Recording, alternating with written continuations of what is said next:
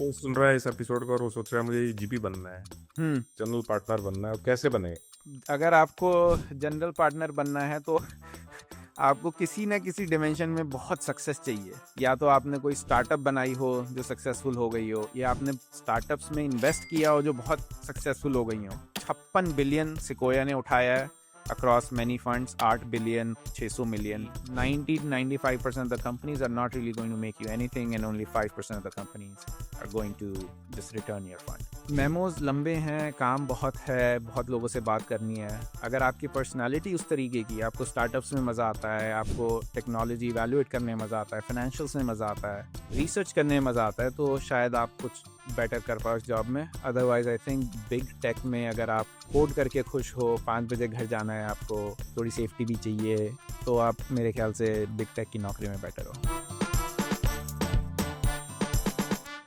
तो दोस्तों, आप सब ने ये तो देखा होगा कि वीसी पैसे देते हैं, पर आपने कभी ये जाना है कि वीसी खुद कैसे पैसे बनाते हैं? तो आज के एपिसोड में हम एकदम डिटेल में समझेंगे कि वीसी पैसे कैसे बनाते हैं। तो आपको पता चलेगा वो कितनी सैलरी कमाते हैं, कितना प्रॉफिट कमाते हैं, और वो इतने अमीर कैसे हैं, और इतने अमीर दिखते कैसे हैं। अगर आपकी इस बात की थोड़ी सी भी क्यूरियोसिटी है तो आज का एपिसोड भाई पूरा देखना, बहुत मजा आएगा देखने में। तो चीजें नंबर शेयर करने से पहले ये बता देता हूँ कि हम वीसीज की बात कर रहे हैं, वेंचर कैपिटलिस्ट की, बे एरिया में या न्यूयॉर्क में या बॉस्टन में, ऐसी जगह जो लोग स्टार्टअप्स में इन्वेस्ट करते हैं। जब आपने सुना होगा कि फंड उठा रहे हैं, 100 मिलियन का फंड उठाया, 500 मिलियन का फंड उठाया, तो आपने वीसीज के जो इतने बड़े बड़े वीसीज के फंड्स देखे होंगे, बिलियंस ऑफ डॉलर्स के जो फंड उठा रहे हैं। मैं आपको कुछ एग्जांपल्स दिखाता हूँ। जो आपके बिगेस्ट वीसीज हैं, वो कितना उनका एयूएम है, कितना वो फंड उठा रहे हैं, वो आपको समझ में आएगा कितना पैसा बना रहे हैं। तो ये सिकोया का एग्जांपल है। सिकोया ने टोटल एयूएम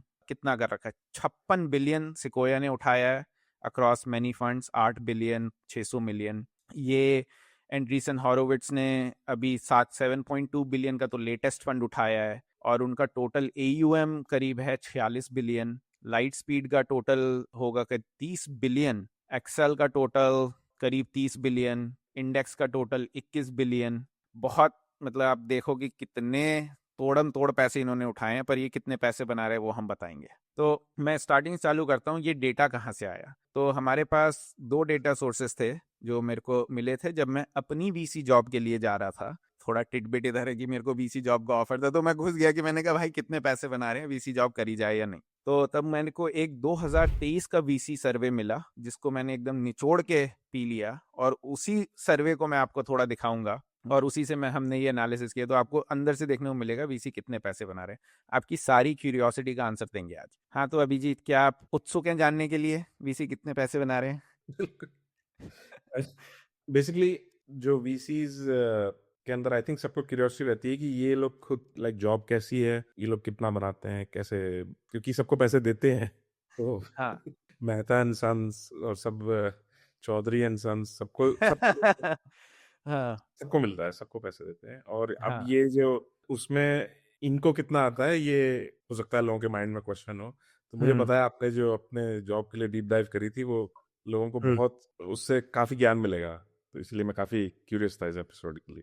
ओके, तो चालू करते हैं। सबसे पहले देखेंगे हम सीनियर एसोसिएट। सीनियर एसोसिएट या एसोसिएट या इस तरीके के टाइटल वाले लोग, मतलब फूड चेन में सबसे नीचे हैं। इनसे भी नीचे हैं एनालिस्ट। उनके पैसे इतने कम है कि हम उनकी बात नहीं करेंगे, तो हम सीधा ही सीनियर एसोसिएट से चालू करेंगे। तो according to this 2023 venture capital comp survey, 20 senior associate का ये एनोनिमाइज्ड सर्वे था। उनकी एवरेज बेस सैलरी थी 153,000, 153,000 यूएस डॉलर्स। एवरेज सैलरी थी 178,000। तो अगर कोई बंदा एसोसिएट है किसी एवरेज वीसी फर्म में, तो आप ये मान लो कि ठीक है, थोड़ा बैंड होगा, तो मतलब वो 150 के से शायद 250 के तक भी कमा रहा हो। कुछ वीसी फर्म जिनके पास बहुत पैसे हैं, मैंने देखा है कि वो 270, 275 के तक भी दे देते दिस इज हैं। The entry level job, right? Entry level के थोड़ा सा ऊपर एसोसिएट वो हो गया कि आप एमबीए करके गए हो, तो अभी आपकी, तब आप अगर जा रहे हो वीसी फंड में, तो आप एसोसिएट या सीनियर एसोसिएट बनते हो। टाइटल इन्फ्लेशन भी है थोड़ा, तो आपको पता नहीं कि एग्जैक्टली क्या काम कर रहे हैं। हो सकता है एनालिस्ट वाला ही काम कर रहे हो सीनियर एसोसिएट बोल के, और मोटा मोटी इतना पैसा कमाते हैं, 150 से 250 के करीब उनकी बेस सैलरी रहती है। ऑब्वियसली आपका अगर ज्यादा एक्सपीरियंस है तो आपको ज्यादा मिलेंगे। सर्वे में नहीं आया क्योंकि इतने ज्यादा लोग इतने सालों तक सीनियर एसोसिएट रहते नहीं है। अगर आप एसोसिएट हो तो आप कुछ साल में प्रिंसिपल बन जाओगे या आप कुछ साल में पार्टनर बन जाओगे, इसलिए डेटा थोड़ा थिन है यहाँ। तो ये तो उनकी हो गई बेस सैलरी।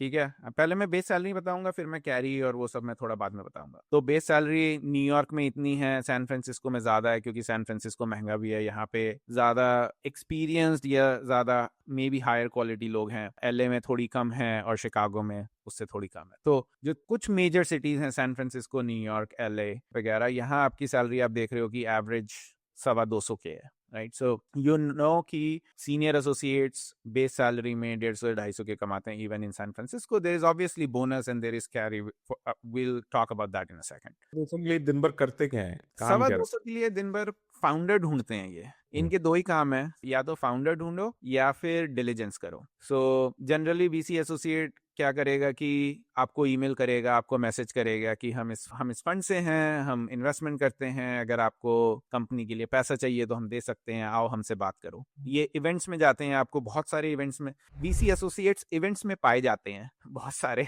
जहां भी कोई इवेंट हो रहा है वो वहां पे जाके फाउंडर से हाथ मिला रहे हैं, वो कह रहे हैं अच्छा तुम कौन सी कंपनी में काम करते हो, कौन सी कंपनी चालू कर रहे हो तुम, आओ मेरे से बात करो, हमारा फंड बहुत अर्ली इन्वेस्ट करता है, तुम्हारी कंपनी बहुत इंटरेस्टिंग है। किसी भी तरीके से करके उनका काम है हर एक कंपनी से बात करना, ये पहला काम है उनका। दूसरा काम है उनका रिसर्च करना। अब कोई नई मार्केट आई है, अब एआई वर्टिकल है और समथिंग एल्स, तो उनका एक काम है कि जाओ और जाके सारी कंपनीज ढूंढो इस वर्टिकल में। अगर आप गेमिंग में हो, अगर आप डेवलपर टूल्स में हो, अगर आप फिनटेक में हो, फिनटेक में भी आप बैंकिंग में हो, क्रेडिट में हो, so on and so forth. So आपका काम है जाके सारी कंपनीज रिसर्च करना, कौन सी नई कंपनीज निकल रही हैं, और उन कंपनीज को कॉन्स्टेंटली इवेल्युएट करते रहना। तो आप इसलिए काफ़ी डेटा सोर्सेज भी देखते हो, आप जाओगे और देखो अच्छा ये ऐप ग्रो कर रही है या नहीं, तो आप ऐप एनी या इस तरीके का किसी का सब्सक्रिप्शन लोगे। तो दूसरा काम ये करते हैं। तीसरा काम करते हैं कि ये डिलीजेंस करते हैं। जब कोई कंपनी मिल जाती है, मान लो किसी पार्टनर ने कहा ये कंपनी हमें इवैल्यूएट करनी है क्योंकि ये कंपनी पैसे रेस कर रही है, तो सारा काम जो आता है वो एसोसिएट के सर आता है।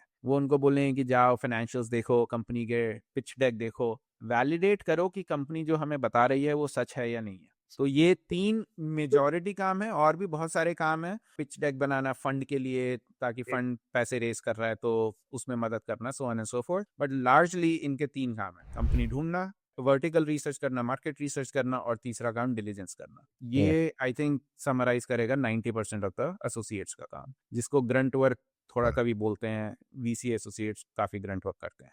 आई सी। और मैंने तो ये सीखा है इससे कि जिस तरह से अलग अलग एनिमल्स का एक नेचुरल हैबिटेट होता है, इनका नेचुरल हैबिटेट इवेंट्स है, इसकी वहां हाँ पे देखे जाते हैं। हाँ, वीसी एसोसिएट्स, अगर आपको कोई बहुत ज्यादा रीच आउट कर रहा है और बोल रहा है कि अपने आप को इन्वेस्टर बोल रहा है, तो मतलब वो आप मान लो कि एसोसिएट है।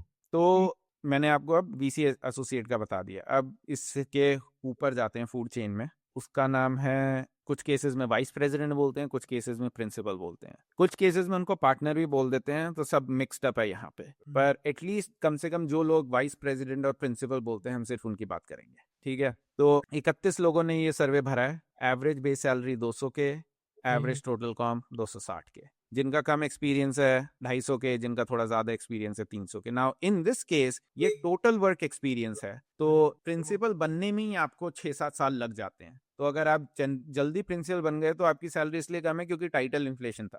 अगर आप थोड़ी मेहनत करके एसोसिएट में आपने 3-4 साल घिसाई, उससे पहले भी आप काम करते थे, फिर आप एमबीए करी, फिर ये सब किया, तो ये सब कंबाइंड वर्क एक्सपीरियंस है। उसके लिए 6 से 10 साल वाला मेरे ख्याल से is the best survey to look at और the best number to look at. तो मोटा मोटी आप 300 से 400 के बना लोगे अगर कोई कंपनी में प्रिंसिपल है तो। और ये इनको वो भी तो मिलता होगा यार, जो अपना कैरी हाँ। कैरी की बात मैं बाद में करूंगा जब मैं फंड डायनामिक्स की बात करूंगा। ठीक है। तो अभी आप ये समझ लो कि बेस सैलरी प्लस बोनस मिला के ये 300-400 के बना लेते होंगे। कैरी अलग से आता है, और कैरी आता है या नहीं आता है वो एक अलग ही कहानी है। आप जब इन्वेस्टर से बात करोगे, जब आमने सामने हार्ट टू हार्ट बात करोगे, तो बोलेंगे भाई कैरी नहीं आता या बोलेंगे कि कैरी आता है या नहीं, वो हमारे 15 साल बाद पता चलेगा। खट्टे खट्टे आम।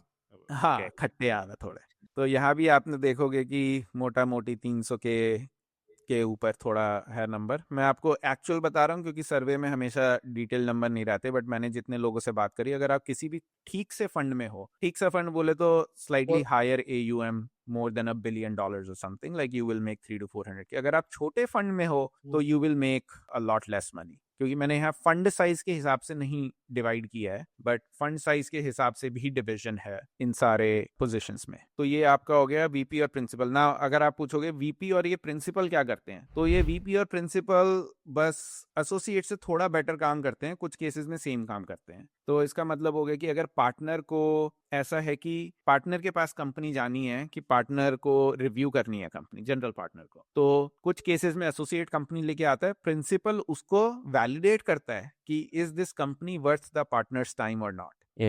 तो वो पार्टनर का राइट हैंड की तरह मान सकते हो आप उसको, कि पार्टनर के पास आप जाओगे तो बोलेगा मेरे पास टाइम नहीं है, पहले इससे बात करो. जब ये वैलिडेट करेगा तो मैं फिर बात करूंगा तुम्हारे साथ. तो प्रिंसिपल कुछ टाइम अपना फंड रेस करने में मदद में भी लगाते हैं. अगर आपको फंड रिपोर्टिंग करनी है, अगर आपको प्रेजेंटेशन बनानी है कि अच्छा फंड कैसा कर रहा है, सो ऑन एंड सो फोर्थ, उसके लिए भी प्रिंसिपल प्रेजेंटेशन वगैरह भी बनाते हैं. जैसे हमने एसोसिएट में बोला था कि ये थोड़ा ग्रंट वर्क है, ये इवेंट्स में ज्यादा आते हैं, कंपनियां ढूंढ रहे हैं. प्रिंसिपल उससे थोड़ा सा कम जा रहे हैं, क्योंकि वो अपना थोड़ा टाइम पार्टनर को क्या चाहिए उसमें लगा रहे हैं. वो थोड़ा टाइम अपना थीसिस डेवलपमेंट में भी लगा रहे हैं, जो एसोसिएट कम लगाता है. थीसिस डेवलपमेंट क्या हो गया कि अगर आपको एक नया एरिया इवेल्युएट करना है, एसोसिएट का मैंने बताया था रिसर्च करना, बट ये कौन बताएगा कि अच्छा इस एरिया में इस डायरेक्शन में रिसर्च करनी है, वो काम प्रिंसिपल बताएगा. तो प्रिंसिपल बताएगा कि अच्छा एआई में हमें डेव टूल्स देखने हैं, इंफ्रास्ट्रक्चर डेव टूल्स देखने हैं, तो उसकी में हमें XYZ काम करना है. काम करेगा एसोसिएट, प्रिंसिपल थोड़ा गाइड करेगा और खुद रिसर्च भी करेगा. तो it's like some overlapping work there. और ये जूम पे पाए जाते हैं. ये ज्यादातर जूम पे पाए जाते हैं कंपनियों से बात करते हुए, ये डिटरमिन करने के लिए ये कंपनी को पार्टनर के पास भेजा जाए या नहीं. तो वीसी और जो वीपी और प्रिंसिपल है उनका काम ये है. अब मैं तीसरा बोलूंगा, आऊंगा पार्टनर्स पे. पार्टनर्स पे थोड़ा कंफ्यूजन है या थोड़ा मिक्सअप है, क्योंकि कुछ लोग अपने वीपीज और प्रिंसिपल्स को भी पार्टनर बोलते हैं. जैसे कि हमारे सबसे बड़े फंड A16Z और one of the biggest funds A16Z, वो अब हर कोई पार्टनर है वहां पे. आपको पता ही नहीं कि एसोसिएट है या प्रिंसिपल है क्या है, क्योंकि उन्होंने कहा good people need good title, सबको पार्टनर बना दो, पर not all partners are equal. So ये डेटा ज्यादा कॉम्प्लिकेटेड है. आपने वैसे देखा होगा कि जब मैंने सीनियर एसोसिएट में बटन दबाया था तो यहाँ ज्यादा डेटा था और 6 से 10 साल में कम डेटा था. लाइक एक ही बंदा या एक ही का सर्वे है ये जो 100K कमा रहा है 6 से 10 साल के बाद. फिर हम वीपी और प्रिंसिपल पे गए तो हमने देखा कि 6 से 10 साल के बाद यहाँ ज्यादा डेटा है. पार्टनर में आप देखोगे कि अब 11 से 15 साल का भी आ गया है, क्योंकि पार्टनर बनने में बहुत टाइम लग जाता है. 10 साल लग जाते हैं लोगों को पार्टनर बनने में, या एक्सपीरियंस चाहिए रहता है. ऐसा नहीं है कि पूरा 10 साल उन्होंने वीसी में ही बिताया है. ये हो सकता है कि वो पहले काम करते हो कहीं, फिर मैकेंजी में गए हों, फिर MBA करी हो और फिर वीसी बने हो. तो कुछ फाउंडर्स भी सीधा पार्टनर्स बन जाते हैं फंड्स में. तो अगर आपकी कंपनी थोड़ी सी भी सक्सेसफुल थी, आपने 8-10 साल कंपनी चलाई, कंपनी बेची, तो आपको पार्टनर का टाइटल मिल सकता है. तो इसीलिए यहाँ एक्सपीरियंस थोड़ा ज्यादा है. तो अब ये जो पार्टनर है, अब हम थोड़ा बिग लीग्स में बात कर रहे हैं. अगर ये पार्टनर एक्चुअल पार्टनर है, मतलब एक्चुअल पार्टनर वो होता है जिसके पास चेक राइटिंग कैपेबिलिटी होती है. मैंने जब प्रिंसिपल और एसोसिएट की बात करी, मैंने चेक राइटिंग कैपेबिलिटी की बात नहीं करी थी. एसोसिएट के पास जनरली कोई पावर नहीं है कि वो चेक लिख सके. तो अगर कोई एसोसिएट आपको बोल रहा है कि हम फंड कर देंगे, मैं फंड कर दूंगा, तो मतलब वो झूठ बोल रहा है, क्योंकि सीधे शब्द में बोले तो औकात नहीं है उसकी. प्रिंसिपल कभी कभार कुछ अमाउंट से कम में छोटे चेक्स लिख सकता है, कुछ कुछ फंड्स में थोड़ी सी पावर देते हैं. पार्टनर के पास पूरी पावर है चेक लिखने की. पावर है is not equal to check लिखेगा, बट पावर है. तो ये पार्टनर्स में आप देखोगे कि 0 से 5 साल में कम लोग पार्टनर बनते हैं. सैलरी ऑब्वियसली कम है. 6 से 10 साल में थोड़े ज्यादा बनते हैं, बट ज्यादातर पार्टनर्स 10 साल टोटल वर्क एक्सपीरियंस होता है. अगर आप बिल्कुल ही बहुत अच्छे हो तो आप 5 साल में ही पार्टनर बन सकते हो, ऑब्वियसली 5 साल वर्क एक्स के साथ. But that means that you are like really exceptional and then you have raised your own fund or something like that. तो आप ये देखोगे कि इनकी सैलरी जो रहती है थोड़े एक्सपीरियंस वाले लोगों की, वो 400-500 के इजीली टच करती है. पार्टनर्स को काफी अच्छे फंड्स जो हैं, again I am considering partners as general partners type, क्योंकि एक हमारा आगे जनरल पार्टनर भी है, वही बताऊंगा मैं. बट जो पार्टनर्स हैं ये जनरली 500K के ऊपर लोग दे देते हैं अगर कोई भी ठीक फंड है। तो अगर फंड के AUM कम है, क्योंकि हमने AUM से डिवाइड नहीं किया, एसेट्स अंडर मैनेजमेंट अगर बिलियन से कम है तो फिर ज्यादा पैसे नहीं है उनके पास देने के लिए, वो 300K ही देंगे, 300-400K। अगर पर बिलियन से ज्यादा AUM है तो वो आपको 500, 600, 700K दे सकते हैं। मेरे को पता है कुछ फंड बेस सैलरी 750K देते हैं, एक आधा फंड बेस सैलरी मिलियन से ऊपर देता है। तो ये पार्टनर्स जो हैं वो बेस सैलरी है। वो कौन सा फंड? वो फंड उस कंपनी का है जिस कंपनी को हम सब जानते हैं, आप उस पर सर्च भी कर सकते हैं। सो बिना बिना नाम लिए वो फंड, मैंने सुना है कि वो फंड सबसे ज्यादा बेस सैलरी देता है। ठीक है। सैन फ्रांसिस्को में सबसे ज्यादा सैलरी है ऑब्वियसली, एंड देन बाकी जगह कम है, not that interesting. So anyway, so जो पार्टनर है, पार्टनर क्या करते हैं? पार्टनर 2-3 काम करते हैं। पार्टनर एक तो कंपनीज के बोर्ड पे रहते हैं, तो बोर्ड सीट्स मैनेज करनी पड़ती हैं। कई बारी प्रिंसिपल्स बोर्ड ऑब्जर्वर, यार BOARD मतलब बोर्ड ऐसे नहीं कि बोर होके घूम रहे हैं, बस बोर हो। हाँ हाँ, मतलब वो शायद बोर हो गए घूम रहे, बट वो उनका काम, उनकी फिड्यूशरी ड्यूटी हाँ। कंपनी के बोर्ड्स पे है। और कई बारी वो बोर्ड मेंबर हैं पार्टनर्स, कई बारी प्रिंसिपल्स बोर्ड ऑब्जर्वर का भी काम करते हैं। बोर्ड ऑब्जर्वर मतलब आपको राइट नहीं है कि आप वोट कर सको बोर्ड मीटिंग में, पर आप सुन सकते हो, समझ सकते हो, आप उस फंड के आंख नाक कान हो उस कंपनी के लिए। तो आप बोर्ड ऑब्जर्वर में जाके आप वो गांधी जी के 3 बंदर हो बस, और जब आप सुनो और सुन के वापस आ जाओ, यही काम कर सकते हो। सवाल पूछ सकते हो आप, पर आप कुछ डिसीजन ड्राइव नहीं कर सकते, आपकी कोई पावर नहीं है। तो पार्टनर्स जनरली बोर्ड सीट्स पे रहते हैं, तो उनकी पावर रहती है, तो वो डिसीजन ड्राइव कर सकते हैं। उनके पास, they are actual board members, they have fiduciary responsibility, and then as a board member they also try to help the company to become big, they help companies to grow, they pitch companies to other funds to invest in the company they have invested in constantly। आप अगर VC के zoo में जाएंगे तो ये constant बात चलती है कि which of their companies are doing well। Her VC एक दूसरे से पूछता रहता है कि तुम्हारी कौन सी कंपनी बढ़िया कर रही है, या हर VC बताता रहता है कि मेरी कौन सी कंपनी बढ़िया कर रही है, क्योंकि at the end of the day all they want to do is like increase the value of their company, right. So ये पार्टनर काफी पुश करते हैं इस चीज के लिए। आप देखेंगे, मैं एक एग्जांपल जो हम सबको पता है, कीथ रबॉय का एग्जांपल।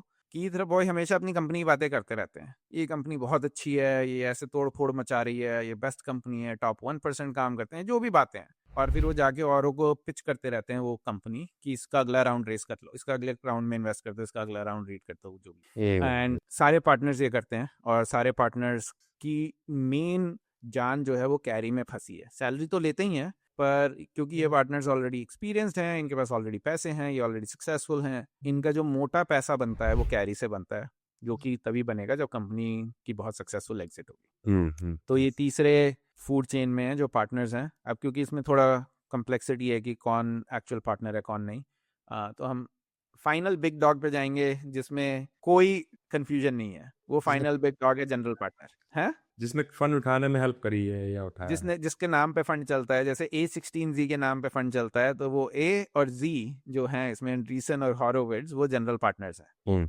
A16 में बहुत सारे पार्टनर्स हैं, बट 2 ही शायद जनरल पार्टनर हैं, या मे बी उन्होंने किसी तीसरे को बना लिया, बट मोस्टली वही हैं जो है। तो इस जनरल पार्टनर में आप देखेंगे कि जो कम एक्सपीरियंस में शायद जिन्होंने अपना छोटा फंड उठा लिया है, पर वो जनरल पार्टनर बन गए हैं, वो उनके पास टाइटल है पर उनके पास इतने पैसे नहीं है। तो आप यहाँ देखेंगे कि सैलरी कम है, सैलरी थोड़ी बढ़ रही है जैसे जैसे एक्सपीरियंस आ रहा है। यहाँ आगे सैलरी एकदम फट जाती है ऊपर, क्योंकि यहाँ आप टोटल कॉम्पनसेशन उनकी देख रहे हैं कि मिलियन के पार जाती है। एवरेज मैंने देखे हैं जनरल पार्टनर जिनकी comp is 5 million per year, 4 million per year, 4.5 million per year. तो अगर कोई जनरल पार्टनर है तो वो मिलियंस ऑफ डॉलर्स कमा रहा है। वो आपको तो पैसे दे ही रहा है, बट वो पर्सनली भी मिलियंस ऑफ डॉलर्स कमा रहा है, स्पेशली अगर उसका फंड बहुत बड़ा है तो। आप कोई भी बड़ा फंड ले लो, उसका जो जनरल पार्टनर है, जिसने फंड रेस करने में हेल्प करी है, या फंड जिसने रेस किया है, जिसने बनाया है, वो सैलरी बहुत कमाते हैं। और इसमें मैंने क्योंकि फंड साइज से डिवाइड नहीं किया, तो आप ये नहीं देख सकते कि वो कितना ज्यादा कमा रहे हैं, बट मैं बाद में एग्जांपल्स दिखा दूंगा आपको एक बारी। सैन फ्रांसिस्को में ऑब्वियसली आप देख रहे हो 600-700 कमा रहे हैं। ये एक LA में कोई है लोन वुल्फ टाइप पार्टनर जो इसको 850 के आया है, but nonetheless they are all making lots of money in base salary and bonus, so their average compensation is actually really high. So ये इन लोगों के पास सारी पावर है। अगर फंड में ये किसी को सुन रहा है इस एपिसोड को और वो सोच रहा है मुझे GP बनना है, जनरल पार्टनर बनना है, कैसे बने? अगर आपको जनरल पार्टनर बनना है तो आपको किसी ना किसी डिमेंशन में बहुत सक्सेस चाहिए। या तो आपने कोई स्टार्टअप बनाई हो जो सक्सेसफुल हो गई हो, या आपने स्टार्टअप्स में इन्वेस्ट किया हो जो बहुत सक्सेसफुल हो गई हो, तो आप जाके अपना फंड उठा सकते हैं। एज एन एग्जाम्पल कि आपने शुरू में फिग्मा में पैसे डाल दिए, आप छोटे फंड थे, आपने फिग्मा में पैसे डाल दिए, वो फंड बहुत बड़ा रिटर्न आ गया, तो आप जाके अपना पैसा उठा सकते हो। आप खुद अमीर थोड़े होने चाहिए जनरल पार्टनर बनने के लिए, क्योंकि जब आप फंड उठाते हैं तो उसमें आपको परसेंटेज ऑफ योर मनी भी कमिट करना पड़ता है, जो कि 2% से लेके 5% तक हो सकता है फंड का। कुछ लोग बहुत ज्यादा फंड कमिट करते हैं, जैसे पीटर थील है। अगर आप पीटर थील के फंड में देखेंगे कि पीटर थील ने अपने कितने पैसे डाले हैं, तो 20%, 30%, 40%, काफी पैसा डाल रहे हैं अपना खुद ही अपने फंड में। पर अगर आपके पास उतने पैसे नहीं है, आपको 100 मिलियन का फंड उठाना है जैसे, तो आपको 1 या 2 मिलियन जीपी कमिट के लिए चाहिए, वरना कोई आपको भी पैसे नहीं देगा। तो आपको अपने पैसे भी थोड़े लगाने पड़ते हैं। 98% पैसे बाहर वाले देंगे, फिर 1-2% आप खुद लगा सकते हैं, पर आप वो बाकी सैलरी में कमा लेते हैं और वो सब कर लेते हैं। कुछ लोग कहते हैं कि अच्छा हम सैलरी कम लेंगे, हम मैनेजमेंट फी कम लेंगे, तो आप इस उससे अपना कमिट कम कर सकते हो। आप कह सकते हो अच्छा मैं बिल्कुल पैसे नहीं डालूंगा, बट मैं आपसे फीस भी नहीं लूंगा, तो आप उस तरीके से भी अपना फंड उठा सकते हैं। तो जीपी जो है वो बिग डॉग है। जीपी जो बोलता है वही होता है फंड में, वही लोगों को हायर करते हैं, वही लोगों को फायर करते हैं। वो उन्हीं के नाम पे फंड उठाया जा रहा है, एंड्रीसन और हॉरोविट्स के नाम पे ही फंड उठाया जा रहा है। और Exactly. काफी लोग ऐसे बड़े फंड्स में काम करते हैं, फिर वो इसलिए ही छोड़ देते हैं और अपना नया फंड चालू करते हैं, ताकि वो अपने फंड के जीपी बन जाए। इसके अच्छा, बारे में बिल्कुल भी इन वीसी से कनेक्टेड नहीं है, 10 साल 15 साल से किसी और कंपनी में नॉर्मल काम कर रहा है, पर उसे अपना वीसी फंड उठाना है, ऐसा कोई पाथ एग्जिस्ट करता है? हाँ, इन थ्योरी एक पाथ एग्जिस्ट करता है जो कि बहुत ही पेनफुल है। वो ये कि अपने पैसे लगाओ, कंपनीज में थोड़ा इन्वेस्ट करो, वो कंपनी जब बहुत बड़ी बन जाए, फिर आप उस ट्रैक रिकॉर्ड को लेके जाओ और बोलो कि देखो मैं अच्छी कंपनीज में इन्वेस्ट करता हूँ, मैंने बहुत रिटर्न जनरेट किया है, तो अब मुझे पैसे दे दो। ऐसी ये एक तरीका है। ट्रैक दूसरा रिकॉर्ड, तरीका है अपने पैसे से ट्रैक रिकॉर्ड बनाओ। ट्रैक रिकॉर्ड चाहिए अपने पैसे से। दूसरा तरीका है कि आप उन सबके दोस्त बन जाओ जो एक्चुअल जीपीज हैं या एक्चुअल फंड्स हैं समहाउ। या तो आप बहुत अच्छे हो, कभी कभी ऐसा होता है लोग बहुत ऑपरेटिंग रोल में हैं एक फास्ट ग्रोइंग कंपनी के। तो जैसे एक बंदा है आर के गुप्ता करके, जो सिकोया में पार्टनर है, वो इंस्टाकार्ट का चीफ ऑपरेटिंग ऑफिसर था पहले। ओके।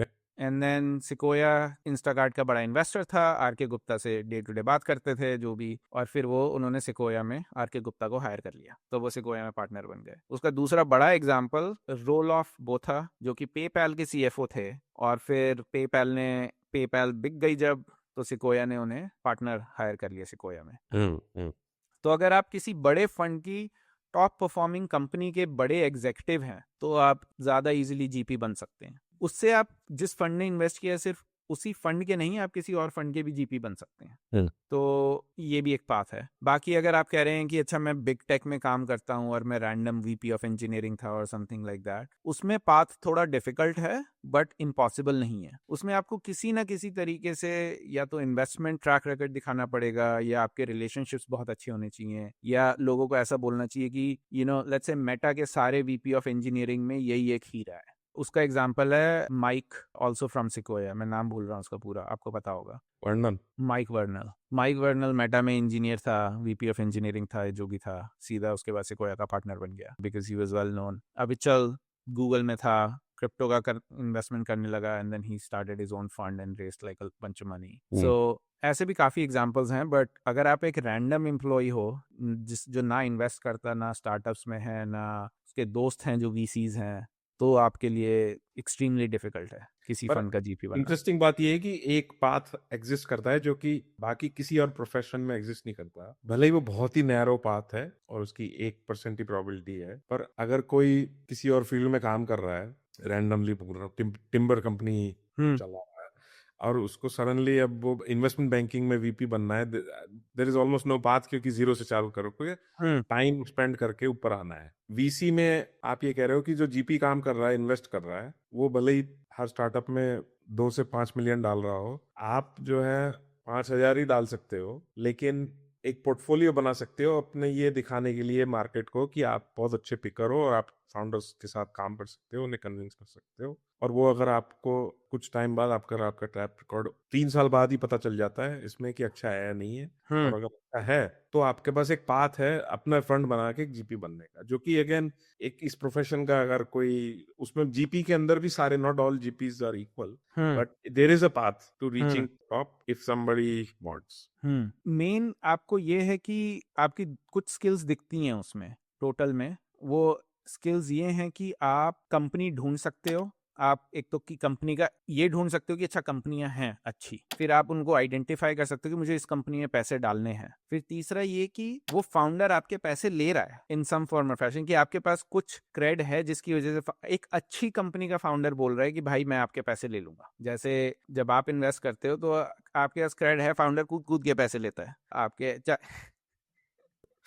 हाँ, ठीक है। तो आप ये तीन ही स्किल्स चाहिए मार्केट में। जैसे मैंने बताया ना कि जब एसोसिएट होता है तो वो क्या कर रहा है, वो ये इवेंट्स में इसलिए पाए जाते हैं क्योंकि वो कंपनियां ढूंढ रहे हैं। फिर प्रिंसिपल्स जूम पे इसलिए पाए जाते हैं कि वो कंपनियां इवेलुएट कर रहे हैं। फिर पार्टनर जो हैं वो कंपनियों में इन्वेस्ट कर रहे हैं। यही तीन स्किल तो हैं, ये ढूंढना, इवेलुएट करना और फिर फाउंडर में पैसा डालना। अब आपको और मेरे को पता है कि कितने इन्वेस्टर्स कितनी सारी अच्छी कंपनीज में पैसा डालना चाहते हैं बट नहीं डाल पाते। तो उनके लिए पार्टनर्स की, इसलिए पार्टनर्स की वैल्यू है कि कोई बोलेगा कि यार मैं कीथ रबॉय का पैसा ले लूंगा, मैं रोहित का पैसा नहीं लूंगा, चाहे पैसा सेम ही दे रहे हो मेरे को, right. And then this is like very popular thing within the Bay Area कि great founders want to only take money from good VCs. जब आप एक ब्रीफ पीरियड के लिए ये इवेलुएट कर रहे थे कि मैं वीसी में काम करूं या नहीं करूं, तो कुछ आपको मिला ऐसा सरप्राइजिंग फैक्ट या थिंग जो आपको लगे कि आपको बिल्कुल नहीं पता थी, और भले ही उनके डे टू डे काम में, लाइफ में क्या पता चला आपको वीसी के बारे में जो बड़ा सरप्राइजिंग?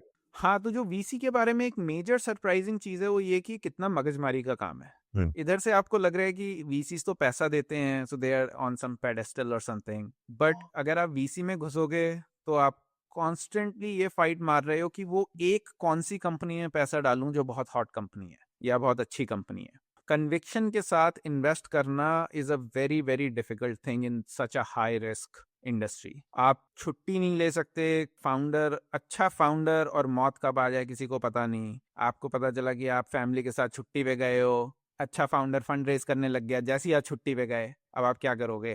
क्या आप बोलोगे यार मैं छुट्टी नहीं मनाऊंगा क्योंकि, या मैं इन्वेस्ट नहीं करूंगा क्योंकि मैं छुट्टी पे हूँ? आप ये नहीं कर सकते। वो एक इन्वेस्टमेंट आपका फंड रिटर्न कर सकती है। तो ये इतना एक्सट्रीम पावर लॉ गेम है। एंड आई थिंक ये हमने कभी डिस्कस किया था कि ऐसी कितनी 10 कंपनियां ही हैं जो शायद 100 बिलियन से ज्यादा हैं पिछले 25 साल में, ऐसी 40 कंपनियां और समथिंग लाइक दैट। सो आप हजारों 10,000 कंपनीज इन्वेस्टमेंट मिलती है हर साल। उन 10,000 कंपनीज में से 40 companies across past 25 years are worth more than $100 billion और some stat like that. So you are just like trying to find the best of the best companies, which is like a constant grind. And founders don't realize कि VC job is also extremely tough in that sense. Many VCs say their job is simple because founder's job is tougher, so on and so forth, which could be true. Yes, VCs are giving money and they're making money on assets under management, but they still have to deliver returns. If they don't deliver returns, तो fund नहीं raise कर पाएंगे अगला वो। तो constantly fund return करना, median से better IRR return करना is very difficult. And then access is very difficult. Y Combinator इतना अच्छा क्यों है? क्योंकि वाई कॉम्बिनेटर को एक्सेस है बेस्ट फाउंडर्स की। Like that's why it's great, not because YC $1.5 lakh देता है, $5 lakh देता है and whatnot, just because it has great access to great founders. And then the whole game is to just find great people, which is not an easy job because great people are not doing outbound sales. You have to really find them and attract them to work with you. इसीलिए इतने VCs इतना perennially online हैं, हर trend पे उनको comment करना है। क्या पता कौन सा भूला भटका हाई क्वालिटी फाउंडर उनकी कोई ट्वीट देख ले, उनकी कोई ब्लॉग पोस्ट पढ़ ले और आके उनसे बात कर ले। ये काफी मिसअंडरस्टूड पार्ट है VC जॉब का। Again, like VC की fund math is again a different thing, जहाँ एक company can return the whole fund, but day to day as VCs are working, they're just trying to find that one company that can return the whole fund. And I think founders misunderstand how ये सवाल VC के दिमाग पे कितना हावी है कि ये क्या ये कंपनी मेरा फंड रिटर्न करेगी या नहीं। इसी सवाल का जवाब ढूंढने, बाकी किसी चीज से मतलब नहीं है उन्हें, बस ये है कि क्या ये कंपनी मेरा फंड रिटर्न करेगी। एक और मेरा ये आखिरी क्वेश्चन है कि पावर लॉ समझाए। पावर लॉ का मतलब है कि कुछ कम number of companies are generating most of the value of your portfolio. क्योंकि एक वीसी मान लो 100 कंपनीज में इन्वेस्ट करता है, उसमें से 50 कंपनियां तो बिना पैसा रिटर्न करे मर जाएंगी। तो आपने 100 कंपनीज में $100 इन्वेस्ट करे, $10,000 इन्वेस्ट कर दिया आपने, उसमें 50 कंपनियां तो बिल्कुल जीरो हो जाएंगी, मतलब आके $5,000 गए पानी में, वो जीरो रहेंगे। उसमें से बची हुई में से 30-35% ऑफ द कंपनी शायद आपको 50 सेंट्स ऑन द डॉलर वापस करते हैं और समथिंग लाइक दैट। तो वो $3,000-$3,500 में से जो आपने इन्वेस्ट किए शायद आपको $1,700 या $1,500 वापस मिल जाएंगे। बचे हुए 15% में से लेट्स से 10 से 12% कंपनीज आपको 1x to 5x तक रिटर्न दे देंगे। मतलब आपने उसमें अगर $1,000-1,200 इन्वेस्ट करे थे तो या तो 1,200 मिल जाएंगे या आपको 3,500-3,600 मिल जाएंगे। तो अभी तक आपके टोटल 5,000 10,000 में से, हाँ हाँ 10,000 में से कुछ 5,000 कुछ वापस आए। हाँ 10,000 में से 5,000 कुछ वापस आए हैं, 95% कंपनीज हो गई हैं आपकी। पर जो बची हुई 5% ऑफ द कंपनीज हैं वो शायद आपके $10,000 के $1,00,000 वापस करते हैं। 100 के। हाँ $1,00,000 100 के वापस करते हैं। राइट। तो वो 100 के वापस होने में कि आपका फंड जो था $10,000 का वो 10x हो गया, क्योंकि वो 1 2 3 5 कंपनी इतना ज्यादा मल्टीपल आ गया उनका कि आपका पूरा फंड रिटर्न हो गया। तो वीसीज वो कंपनीज ढूंढ रहे हैं, उनने उन 3 या 5 कंपनी से $50,000 $25,000 कुछ भी वापस कर दिया तो आपका पूरा फंड 2 to 3x हो गया। तो आपने उस $10,000 से 20 या $30,000 बना लिए, और ये 10 साल में होता है, 10 साल 12 साल। अब तो फंड साइकिल इतनी लंबी हो गई है, एग्जिट ही नहीं है, तो वीसीज कॉन्स्टेंट इन्वेस्ट करते जा रहे हैं। स्ट्राइक तो 15 साल प्लस से प्राइवेट है, पर $90 बिलियन की कंपनी एग्जिट नहीं है, सेकेंडरी मार्केट है, so and so fourth, that is like a different thing. But ये पावर लॉ है कि 90-95% of the companies are not really going to make you anything, and only 5% of the companies are going to just return your fund. Maybe one company will return your fund. आप उसका सीधा example देखो कि Figma में index ने invest किया था, just Figma return 2.5 times the fund that index invested out of. वो फंड शायद $2 बिलियन का फंड था जिससे, या कुछ ऐसा जिससे इंडेक्स ने इन्वेस्ट किया था, एंड फिग्मा रिटर्न $7 बिलियन और something out of that 2 billion fund. और बाकी कंपनीज तो आप अलग ही कर दो, बट एक कंपनी एक पकड़ ली उन्होंने, एक कंपनी बड़ी हो गई तो वो आपका फंड रिटर्न करती है, वो पावर लॉ है। नाइस। यस रोहित भाई, मेरे पास एक सवाल और है। ये फंड एक्चुअली में कैसे चलते हैं, मतलब इनकी गणित है, इनकी मैथ क्या है, क्या इनका रिटर्न आता है, उसके बारे में मेरे को पता है, आपके पास इनसाइट आप मुझे बता रहे थे, तो वो समझाओ। हाँ, तो मैं जब अपनी नौकरी के लिए देख रहा तो मैंने ये, this is a sample spreadsheet, इस नंबर्स को जस्ट एग्जाम्पल्स की तरह लिया जाए, नॉट नेसेसरली एक्चुअल्स की तरह। सो मान लो कि वीसीज की मैथ दो तरीके से काम करती है। एक तो हमने जब अभी बात करी तो हमने ये बोला कि अच्छा इतनी इनकी सैलरी है, और फिर मैंने बोला कि कैरी की बाद में बात में करूंगा, तो अभी मैं थोड़ा कैरी का बताऊंगा और ये सैलरी कहाँ से आती है वो बताऊंगा। ठीक है, तो आप अज्यूम कर लो ये 200 मिलियन का नया फंड उठाया है 2025 में। ठीक है, अभी यहाँ की सारी बातें छोड़ दो, अभी सिर्फ ये देखो कि ये जो टिपिकल पीएनएल है एक फंड की, उस टिपिकल पीएनएल में टीम्स हैं, और टीम में पार्टनर काम कर रहे हैं, प्रिंसिपल काम कर रहे हैं, एसोसिएट काम कर रहे हैं। ये 3-4 पोजीशंस हमने देखी थी, associate, principal, partner, general partner, same. और फिर आपके बाकी एक्सपेंसेस हैं। ठीक है, तो अगर 200 मिलियन का फंड आपने रेज किया है तो उसका 2% आपको मिलता है एज AUM फी, 4 मिलियन। ठीक है, तो ये इसलिए मैनेजमेंट फी कहते हैं, और तभी कहते हैं ना वीसी फंड पे फंड रेज करते रहते हैं इस मैनेजमेंट फी के लिए। अब ये 2% मैनेजमेंट फीस, 4%। नाउ फंड का बजट रहता है, ये 4 मिलियन टोटल आप सैलरी नहीं ले सकते, इस 4 मिलियन में बहुत लोगों को खाना है, किसी ने पैसा रेस किया है उसको खाना है, क्योंकि हो सकता है आप पूरे 200 मिलियन अपने दम पे ना रेस कर पाए, आप इन्वेस्टमेंट बैंक यूज करें, आप किसी और की मदद लें। ये हो सकता है कि आप बोलें कि अच्छा हम 2-3 लोग मिलके फंड रेस करेंगे, मैं सिर्फ अकेला 200 मिलियन नहीं रेस कर सकता, तो उनमें डिवाइड हो जाएगा, सो on and so fourth, right. तो एक होता है इन्वेस्टमेंट टीम, एक होती है नॉन इन्वेस्टमेंट टीम, क्योंकि और लोग भी हैं जो फंड चला रहे हैं, ऑपरेटिंग पार्टनर्स, क्योंकि हमने यहाँ सिर्फ इन्वेस्टमेंट टीम की बात करी, पार्टनर्स, प्रिंसिपल, एसोसिएट्स। एक फंड में ये भी होता है, आपने कभी कभी आप टाइटल देखोगे ऑपरेटिंग पार्टनर, कभी आप टाइटल देखोगे कि अच्छा marketing partner, go to market advisor, so on and so forth. तो वो सब पैसे लेते हैं, सबको पैसे चाहिए। तो इस स्प्रेडशीट में हमने बोला है कि 4 मिलियन टोटल AUM फी आई है, मैनेजमेंट फी।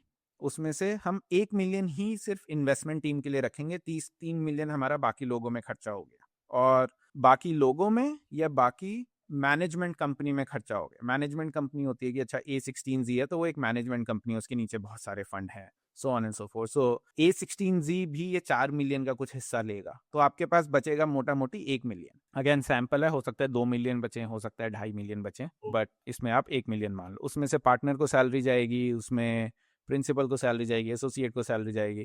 अब ये सब बाकी खर्चे भी हैं, एडमिन एक्सपेंसेस। इसमें आप करोगे कि VCs डिनर्स होस्ट करते रहते हैं, फ्लाई करके जाते हैं लोगों से मिलने, उनके महंगे महंगे ऑफिस रहते हैं, उन सब का खर्चा कौन भरेगा? सब खर्चा यहीं से आता है। तो जब ये आप सारे खर्चे निकाल देते हो, इसके बाद बचता है बोनस। आप क्योंकि हमेशा पूरा पैसे स्पेंड नहीं करते, क्योंकि आपको पता नहीं कि पूरे साल में होगा क्या, तो आप हमेशा ये मान के चलते यार मेरे पास 1 मिलियन है, मैं 700 के मान के चलूंगा कि मेरा खर्चा होगा, और उसके बाद अगर पैसा बचेगा तो मैं एज अ बोनस ले लूंगा। तो आपने ये सब किया, आपने सैलरीज में 700 के निकाल दिए, फिर एयर फेयर और ये जो एडमिन एक्सपेंसेस हैं उसमें बाकी गया, और बोनस में से फिर आपने कुछ बोनस रख लिया, और वो टोटल आपकी सैलरी हो जाती है। तो इसलिए हमने जब पहले देखा था कि बेस सैलरी एक थी और टोटल कॉम्प अलग थी, तो बेस सैलरी 350 की आई, और फिर ये बोनस आप डिवाइड कर लो जैसे मर्जी, पार्टनर, प्रिंसिपल और एसोसिएट में। तो ये आपकी सैलरी का हो गया, ये AUM फी से आती है जो 2% है। अब इसमें ये है कि 2025 में 200 का रेस किया, फिर 2028 में 450 का, फिर 600 का, फिर 750 का। तो आपकी AUM फी कॉन्स्टेंटली बढ़ती रहती है। 4 मिलियन थी, फिर 9 मिलियन, फिर 12 मिलियन, फिर 15 मिलियन। तो मतलब आप 10 साल तक कमा रहे हो ये 4 मिलियन, 2%, 40 मिलियन आपकी टोटल AUM फी आएगी। उससे आप अपने आप को सैलरी देते रहोगे, फिर आपकी सैलरी आप उसी हिसाब से बढ़ा सकते हो। आप देखो यहाँ 350 थी, फिर यहाँ 400 हो गई, आप एक्सटेंड कर सकते हो कि 500 हो गई, 600 हो गई, 800 हो गई, सो ऑन एंड सो फोर्थ। जो दूसरा मोटा पैसा आता है वो आता है रिटर्न्स पे।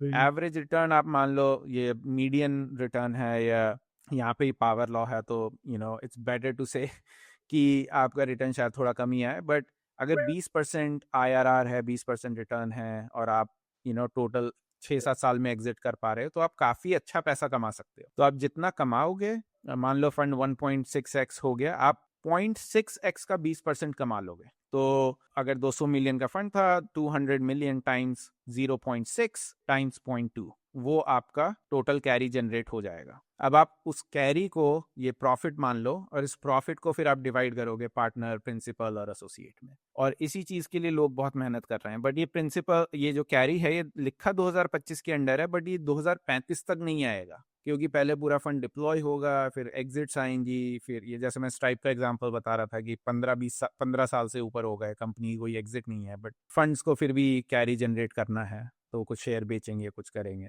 तो it takes time, but you generate that carry, and from that you actually distribute amongst the team.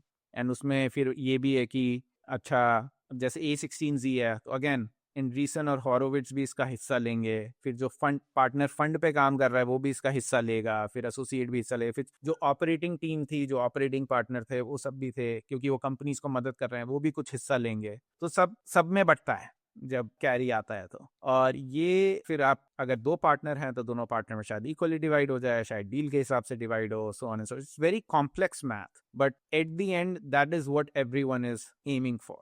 और कई लोग जो VCs की जॉब छोड़ देते हैं, वो इसलिए छोड़ देते हैं क्योंकि उन्हें लगता है कि उनका कैरी ठीक नहीं आएगा, और उन्हें सैलरी के लिए काम नहीं करना। सैलरी के लिए ऑपरेटिंग कंपनी बेटर हो सकती है, बट एनीवेज, तो जो VC की जो मैथ काम करती है वो इस हिसाब से करती है। फिर आप इस हिसाब से कह सकते हो कि टोटल मेरा कितना पैसा आएगा, टोटल जो मैं सैलरी कमा रहा हूँ अगले 10 साल तक, टोटल मेरा कैरी कितना आ सकता है अगले 10 साल तक, तो मैं 10 साल में कितने पैसे बना सकता हूँ। जब कोई VC में जा रहा है तो वो ये मैथ करके जा रहा है, उसको ये 10 साल में 15 मिलियन कमाने हैं, मोटा मोटा इस तरह की मैथ है। तो इस तरीके से VC फंड काम करता है।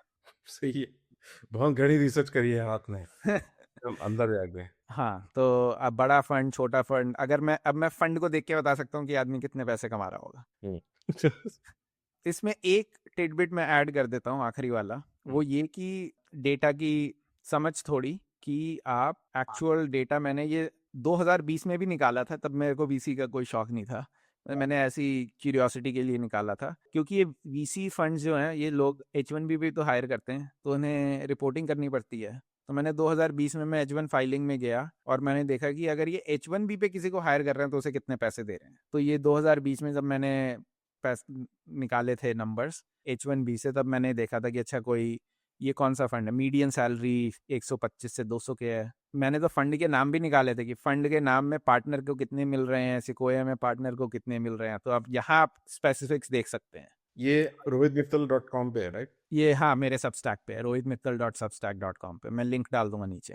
और आप देखो कि टाइगर ग्लोबल जो है 250 से 750 के, वो सबको इन्वेस्टमेंट एनालिस्ट बोलते हैं वो, पर वो 250 के से 750 के मिल सकते हैं आपको उसके बीच में।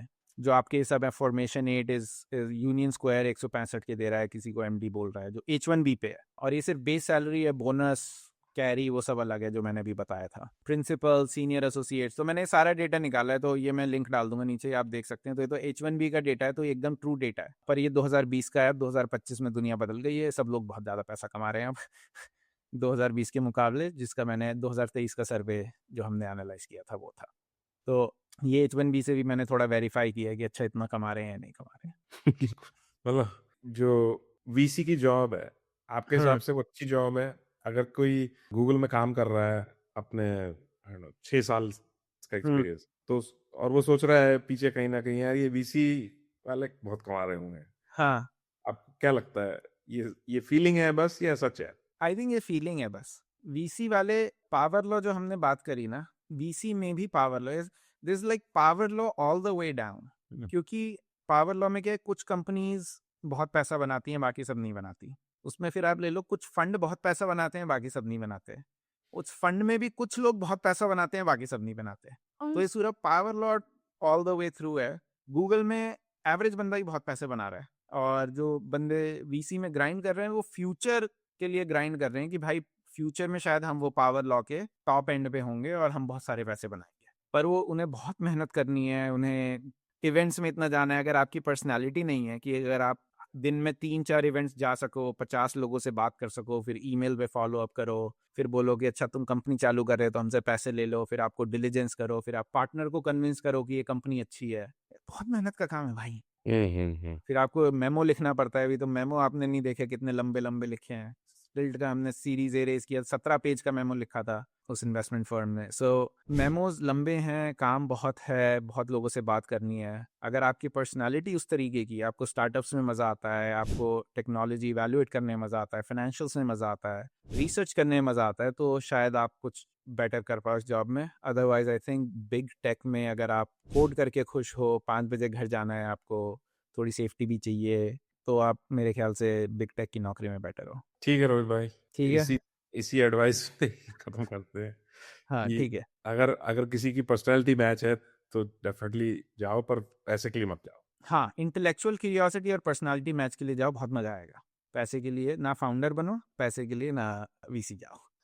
ठीक है, तो अगर वीसी के बारे में अगर आज इससे किसी को क्यूरियोसिटी अगर इसकी कम होती है ये एपिसोड सुन के, तो आई थिंक इस हमने पर्पस फुलफिल किया है। और जो क्वेश्चन बचे हुए हैं लोगों के, वो आई थिंक लोग आपको और मुझे भेज सकते हैं कि हाँ, क्या और जानना है वीसी के बारे में। बिल्कुल, तो समाप्त करते हैं ये एपिसोड। अगले एपिसोड में किसी और चीज़ के बारे में आपको डिटेल में बताएंगे। मिलेंगे फिर हम लोग। शब्बा खैर।